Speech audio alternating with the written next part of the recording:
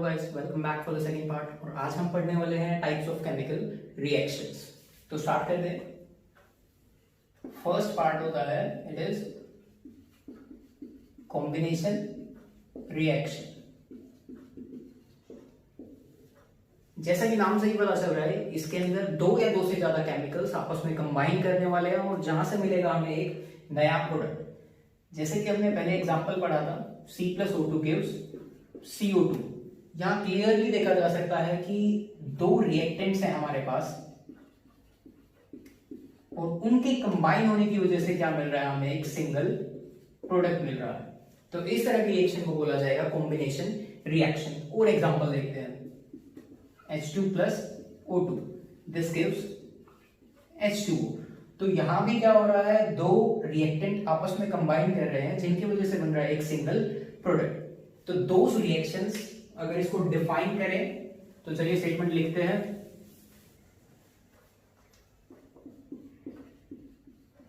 Those reactions in which two or more reactants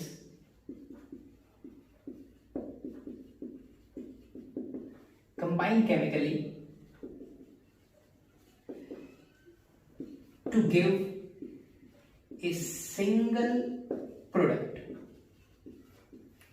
तो simple सी बात कह रहा था, दो या दो से ज्यादा केमिकल्स आपस में कंबाइन करेंगे और जहां से बनने वाला है एक सिंगल प्रोडक्ट। जैसे कि हमने एग्जांपल्स के अंदर भी पढ़ा, C+O2 gives CO2 या फिर H2 plus O2 gives H2O। तो ये था बेसिक सा एक कॉम्बिनेशन रिएक्शन और उसके कुछ एग्जांपल्स। और एग्जांपल हम देख सकते हैं, CaO plus H2O this gives CaOH whole twice। तो इन सभी के अंदर अगर ध्यान दें हम, तो सबके अंदर क्या थे, हमारे पास यहाँ पे दो रिएक्टेंट्स आए हुए थे, दो से ज्यादा भी हो सकते हैं, और फाइनली हमें क्या मिलने वाला था, एक सिंगल प्रोडक्ट मिलने वाला था। तो these type of reactions are known as combination reaction. अब चलते हैं सेकंड पार्ट पे। Second type of reaction it is decomposition reaction. Second one is decomposition reaction।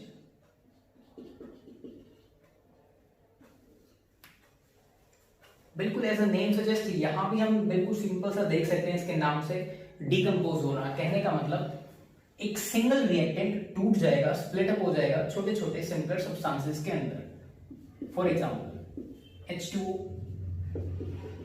H2 और O2 के अंदर टूट जाता है। सिमिलरली AgCl की बात करें तो वो Ag और Cl2 के अंदर टूट जाता है। लेकिन किसी भी रिएक्टेंट को ब्रेक डाउन करने के लिए, स्प्लिट करने के लिए हमें कोई ना कोई एनर्जी तो जरूर देनी ही पड़ेगी। एग्जांपल से समझने की कोशिश करें तो जो पहला एग्जांपल लिखा हुआ है यहाँ पे, H2O gets converted into H2 and O2। ये H2O ब्रेक डाउन कब होगा, जब कोई ना कोई एनर्जी इसके ऊपर इंपोज की जाएगी। तो यहां हम देते हैं इसे इलेक्ट्रिसिटी। सिमिलरली AgCl अपने आप तो टूटने वाला है नहीं, AgCl को ब्रेक डाउन करने के लिए Ag सिल्वर और क्लोरीन के अंदर हमें पास करनी पड़ती है सनलाइट। तो सिंपल सा हम यहाँ पे एक चीज कॉमन देख सकते हैं, यहाँ पे एक सिंगल रिएक्टेंट हम लेके चले हैं जो कि टूटने के बाद छोटे छोटे सिंपलर सब्सटेंसेस के अंदर वो कन्वर्ट हो जाएगा। तो बिल्कुल ये कॉम्बिनेशन रिएक्शन का एक तरह से अपोजिट ही बोल सकते हैं। तो अगर इसे डिफाइन करें डीकंपोजिशन रिएक्शन को, तो those reactions in which a single substance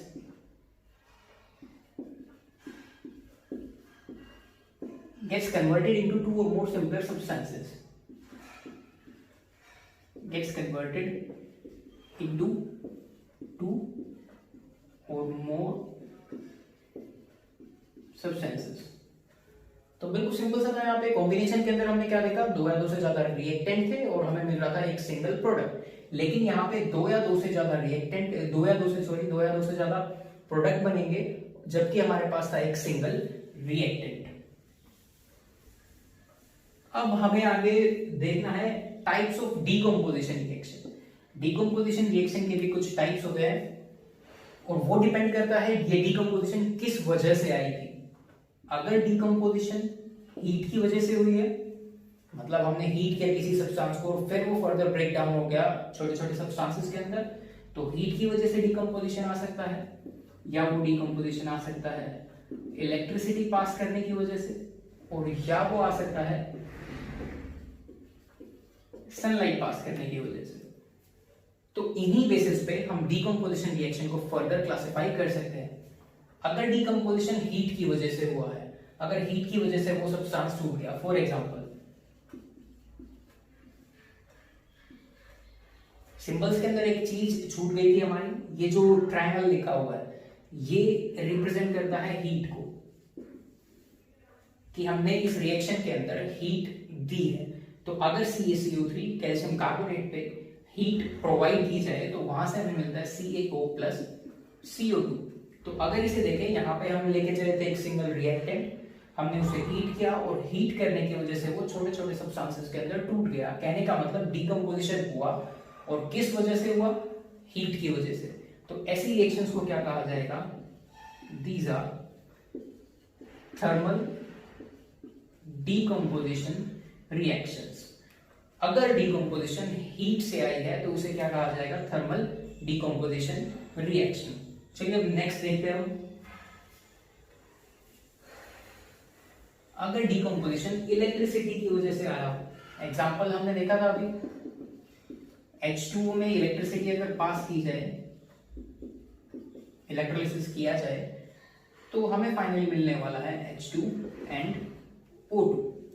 clearly यहां भी देखा जा सकता है कि डीकंपोजिशन हुआ है, एक सिंगल रिएक्टेंट दो या दो से ज्यादा सिमिलर सब्सटेंसेस के अंदर टूट गया है, लेकिन किसकी वजह से? इलेक्ट्रिसिटी की वजह से। तो ऐसी रिएक्शंस को कहा जाएगा इलेक्ट्रोलिसिस या फिर इलेक्ट्रोलाइटिक डीकंपोजिशन रिएक्शन। इसे कहा जा सकता है इलेक्ट्रोलाइटिक डीकंपोजिशन रिएक्शन। फिर नेक्स्ट देखते हैं हम third one, that is sunlight की वजह से होने वाला डीकंपोजिशन। अगर सनलाइट की वजह से डीकंपोजिशन हुआ है, जो कि हमने अभी एग्जांपल पढ़ा था AgCl, it gets converted into Ag and Cl2 जब इसे एक्सपोज किया जाएगा सनलाइट में। अगर सनलाइट हम प्रोवाइड करते हैं AgCl को, तो वो स्प्लिट हो जाता है Ag और Cl2 के अंदर। दैट मींस ये जो डीकंपोजिशन आई थी वो किस वजह से आई थी? सनलाइट की वजह से। तो ऐसी डीकंपोजिशन रिएक्शन को कहा जा सकता है फोटो डीकंपोजिशन या फिर फोटोलिसिस कहा जा सकता है। तो ये थे हमारे पास डीकंपोजिशन रिएक्शन के तीन टाइप्स। फर्स्ट वन हीट की वजह से हो, that means thermal decomposition. Second one is if decomposition is brought by electricity, that means electrolysis या फिर electrolytic decomposition reaction।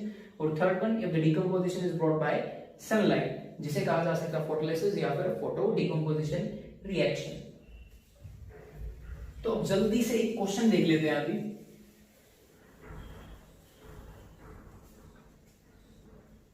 क्वेश्चन पूछा जाता है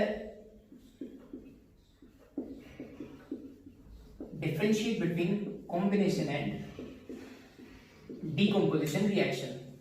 तो सबसे पहले तो इन दोनों की स्टेटमेंट ही यहां पे लिख सकते हैं। फर्स्ट पॉइंट जो था, इन दोनों की हम क्या लिख सकते हैं? स्टेटमेंट लिख सकते हैं। स्टेटमेंट क्या बोलती है कॉम्बिनेशन के बारे में? कि those type of reactions in which two और more substances gets chemically combined to give a single product. Decomposition के अंदर क्या कहा जा सकता है? a single substance gets split up into two or more simpler substances। Second पर यहां क्लियरली हम देख सकते हैं कि रिएक्टेंट यहां पे हमेशा कितने होने वाले हैं? दो या दो से ज्यादा। और यहां कितने होने वाले रिएक्टेंट? हमेशा एक ही होने वाला है। जबकि कॉम्बिनेशन के बारे में बात करें तो प्रोडक्ट कितना होना है? एक ही प्रोडक्ट मिलेगा हमें। और जबकि डीकंपोजिशन की बात करें तो यहां क्या मिलने वाला है? दो या दो से ज्यादा प्रोडक्ट हमें मिलेंगे। कॉम्बिनेशन के लिए कोई जरूरत नहीं है कि हमें हमेशा कोई एनर्जी प्रोवाइड करनी हो या नहीं हो, लेकिन डीकंपोजिशन जब भी हमें चाहिए होगा हमें कोई ना कोई एनर्जी प्रोवाइड करनी होगी। फॉर एग्जांपल हमने देखा अभी हीट, इलेक्ट्रिसिटी, सनलाइट, कोई ना कोई एनर्जी यहाँ हमें लेनी होगी। तो दैट मीन्स डिकम्पोजिशन हमेशा, जब भी डिकम्पोजिशन को ड्राइव करना हो तो क्या होगा, एनर्जी की रिक्वायरमेंट होगी, जबकि कॉम्बिनेशन के लिए ऐसी कोई रिक्वायरमेंट नहीं है बिल्कुल खास।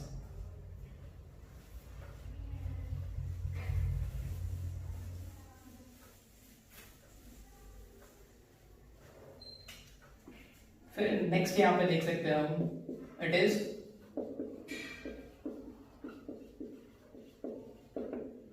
Displacement reaction.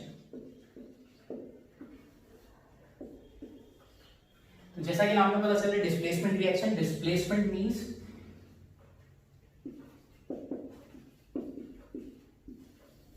डिस्प्लेस कर देना, किसी भी चीज को डिस्प्लेस करना। और डिस्प्लेस करने के लिए कौन डिस्प्लेस कर सकता है, कहने का मतलब कोई एक केमिकल है, कोई एक एलिमेंट था, उसकी जगह से उसे उठा के फेंकना है और खुद जाके उसकी जगह पे आना है। तो मींस उसके लिए क्या चाहिए होगा, जो आने वाला केमिकल है, जो आने वाला एलिमेंट है, उससे ज्यादा पावरफुल होना पड़ेगा और तभी जाके वो धकेल पाएगा एग्जिस्टिंग स्पीसीज को। एग्जांपल से समझने की कोशिश करते हैं। देखिए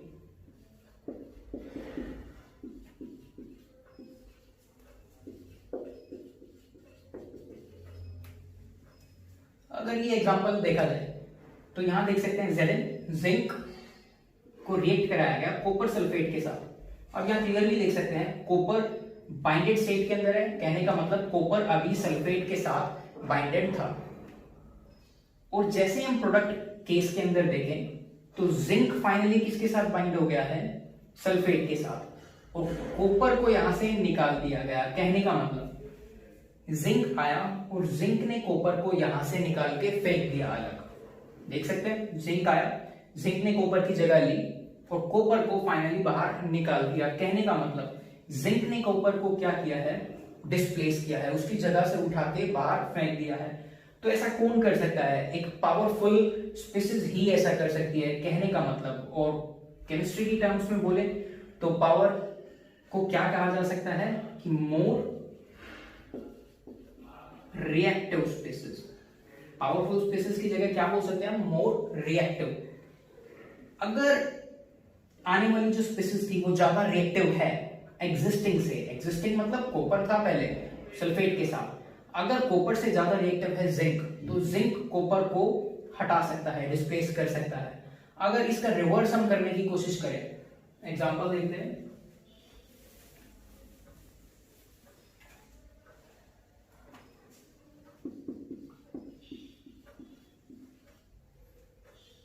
अब हमने रिवर्स कर लिया, पहले हमारे पास था कॉपर सल्फेट और उसके साथ रिएक्ट कराया जिंक, लेकिन अभी हम लेके चले हैं जिंक सल्फेट और साथ में रिएक्शन कराना चाह रहे हैं कॉपर की।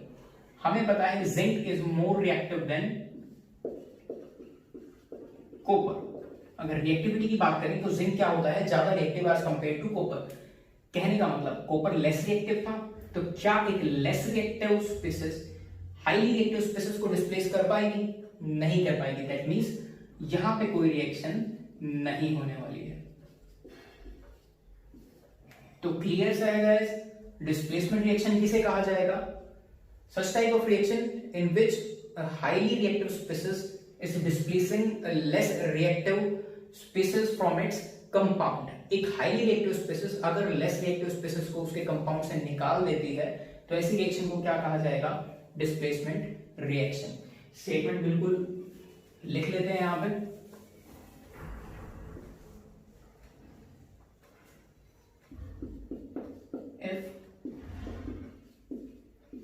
एक highly reactive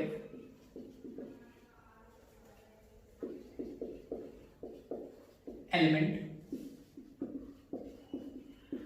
displaces a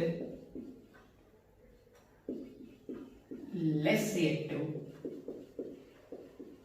element from its solution or compound। अगर एक highly reactive element less reactive element को डिस्प्लेस कर देता है उसके सॉल्यूशन से, उसके कंपाउंड से, तो ऐसी रिएक्शन को कहा जाएगा डिस्प्लेसमेंट रिएक्शन। एग्जांपल नोट कर सकते हैं, Zn plus CuSO4 this gives ZnSO4 plus Cu। तो क्लियरली यहां पे हमने देखा जिंक ने कॉपर को डिस्प्लेस कर दिया क्योंकि जिंक कॉपर से ज्यादा रिएक्टिव था, तो ऐसी रिएक्शन को कह दिया जाएगा डिस्प्लेसमेंट रिएक्शन। अब देखते हैं हम fourth type of reaction which is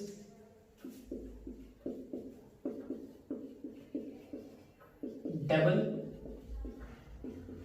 displacement reaction. Double displacement, अभी नाम के अंदर सिर्फ क्या आगे लग गया है, डबल लग गया, तो कुछ कुछ डिस्प्लेसमेंट से ही मिलता जुलता है। डबल मतलब यहां डिस्प्लेसमेंट कितनी बार हो रहा होगा, 2 बार हो रहा होगा। तो एग्जांपल से समझने की कोशिश करते हैं। Na2SO4 plus BaCl2, this gives NaCl plus BaSO4। तो यहां क्लियरली देख सकते हैं सोडियम सल्फेट के साथ बाइंडेड है और बैरियम क्लोरीन के साथ बाइंडेड था, क्लोराइड। और अगर right hand side product side देखें तो अभी सोडियम किसके साथ बाइंडेड हो चुका है, it is binded to chlorine. और जबकि बैरियम की बात करें तो वो किसके साथ गया है, सल्फेट आयन के साथ चला गया। तो क्लियरली देख सकते हैं यहां हो क्या रहा है, बैरियम ने तो सोडियम को क्या करा, डिस्प्लेस कर दिया, लेकिन साथ ही साथ सोडियम ने भी बैरियम को क्या किया है, यहां से डिस्प्लेस किया है। तो कहने का मतलब इसे डिस्प्लेस ना बोल के हम क्या कह सकते हैं, simply it is exchange of ions. इन दोनों ने अपने पोजीशंस को सिर्फ एक्सचेंज कर लिया है। सोडियम जो सल्फेट आयंस के साथ था और बैरियम जो क्लोराइड आयंस के साथ था, इन दोनों ने आपस में आयंस को एक्सचेंज कर लिया। अभी बैरियम किसके साथ चला गया, सल्फेट, और सोडियम किसके साथ चला गया है, क्लोराइड आयंस के साथ। तो डबल डिस्प्लेसमेंट रिएक्शन सिंपली है क्या, it is exchange of ions between the reactant. Reactant के बीच में सिर्फ एक्सचेंज होने वाला है उनके आयंस का। इसकी भी स्टेटमेंट लिख लेते हैं। तो गाइस डबल डिस्प्लेसमेंट रिएक्शन की स्टेटमेंट अगर हम लिखना चाहें तो क्या बोल सकते हैं, exchange of ions takes place between the reactants. तो बिल्कुल सिंपल सी इसकी डेफिनेशन थी, it is such type of reaction in which exchange of ions takes place between the reactant. ऐसी रिएक्शन जिसके अंदर रिएक्टेंट्स के बीच में एक्सचेंज ऑफ आयंस होने वाला है, उस रिएक्शन को कह दिया जाएगा डबल डिस्प्लेसमेंट रिएक्शन। तो क्लियर है गाइस, अब चलते हैं नेक्स्ट के ऊपर which is oxidation and reduction.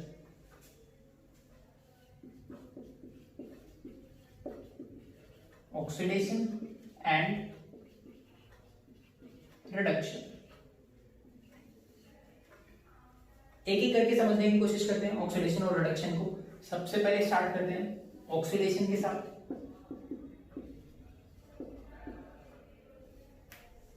अगर ऑक्सीडेशन को स्प्लिट किया जाए, अगर इसके नाम का ही मतलब निकाला जाए तो oxy stands for oxygen and this one for addition. अभी क्लियर सी स्टेटमेंट यहां से निकाली जा सकती है, addition of oxygen.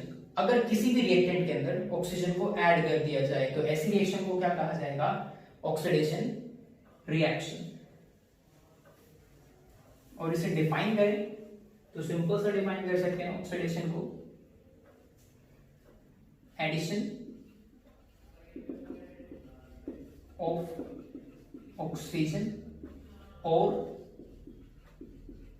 Removal of hydrogen. कहने का मतलब ऐसी रिएक्शन जिसके अंदर या तो ऑक्सीजन ऐड हो रहा हो या हाइड्रोजन रिमूव हो रहा हो, तो ऐसी रिएक्शन को क्या कह दिया जाएगा, this type of reactions are oxidation reaction. Example से करने की कोशिश करते हैं।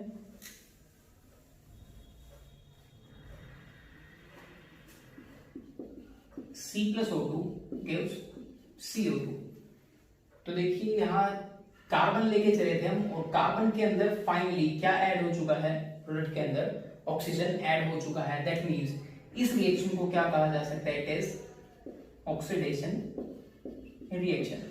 तो ऐसी जो भी रिएक्शन हो, आप खुद एग्जांपल्स देख के कर सकते हैं, ट्राई कर सकते हैं, कोई डाउट मिले तो बिल्कुल पूछेगा।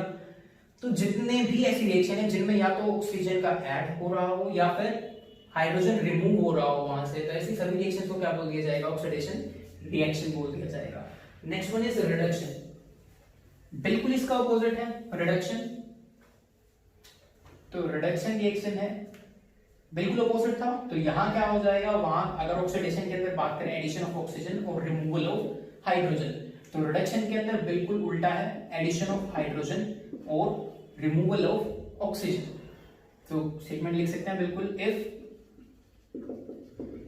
एडिशन ऑफ हाइड्रोजन और removal of oxygen is taking place, या तो हाइड्रोजन ऐड हो रहा हो या फिर ऑक्सीजन रिमूव हो रहा हो, इन दोनों में से अगर कुछ भी हो रहा है रिएक्शन के अंदर, तो उस रिएक्शन को कहा जाएगा it is reduction reaction.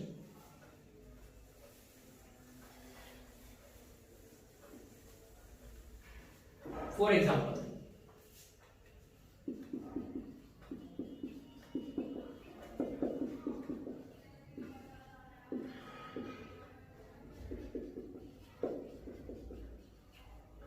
Ji organic के अंदर हम रिएक्शन करने भी वाले हैं, जब हम 4th चैप्टर पढ़ेंगे 10th स्टैंडर्ड का ही, तो उसके अंदर हम पढ़ने वाले हैं एक रिएक्शन जिसके अंदर अगर इसका नाम लिखा जाए तो इसे बोलते हैं हम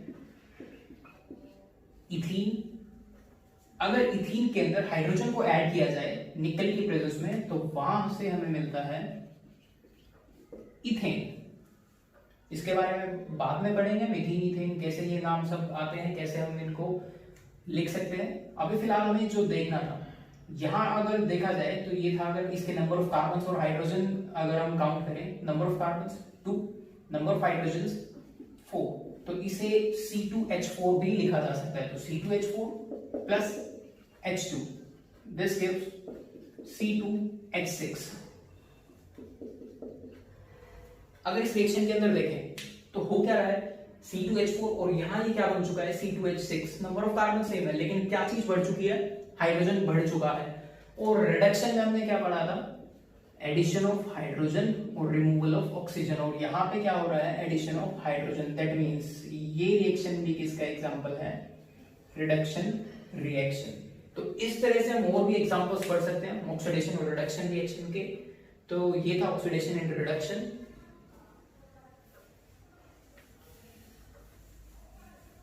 और यहीं से निकल के आती है हमारे पास नेक्स्ट टाइप है रेडॉक्स रिएक्शन। जो नेक्स्ट टाइप ऑफ रिएक्शन यहां से निकल के आती है दैट इज रेडॉक्स रिएक्शन। जैसा कि नाम खुद बोलता है, red for reduction, ox for oxidation, जहां रिडक्शन और ऑक्सीडेशन दोनों ही होंगे, मतलब एक ही रिएक्शन के अंदर ऑक्सीडेशन भी हो रहा होगा और साथ में रिडक्शन भी हो रहा होगा, ऐसी रिएक्शन को क्या कहा जाएगा, रिडॉक्स रिएक्शन। एग्जांपल से समझने की कोशिश करते हैं। ZnO plus C it gives Zn plus CO। तो यहां क्लियर सा देख सकते हैं, यहां कार्बन अकेला था, लेकिन जब हम राइट साइड जाएं, मतलब प्रोडक्ट साइड जाएं, तो कार्बन के अंदर ऑक्सीजन जुड़ चुका है, मतलब एडिशन ऑफ ऑक्सीजन। और अगर हम थोड़ा सा रिकैप करें तो एडिशन ऑफ ऑक्सीजन को क्या बोला जाता है, इट इज ऑक्सीडेशन। जबकि ZnO जिंक ऑक्साइड के बारे में देखें, जिंक पहले ऑक्सीजन के साथ बाइंडेड था और अब इसके अंदर से ऑक्सीजन हट चुकी है, अब जिंक अकेला हो चुका है। कहने का मतलब क्या था, यहाँ पे removal of oxygen is taking place, और रिमूवल ऑफ ऑक्सीजन अगर होता है तो प्रोसेस को क्या कहा जाता है, रिडक्शन। तो यहां से क्लियरली देख सकते हैं एक ही रिएक्शन के अंदर ऑक्सीडेशन भी मिला और रिडक्शन भी मिला। ऐसी सभी रिएक्शंस को क्या कहा जाएगा, रिडॉक्स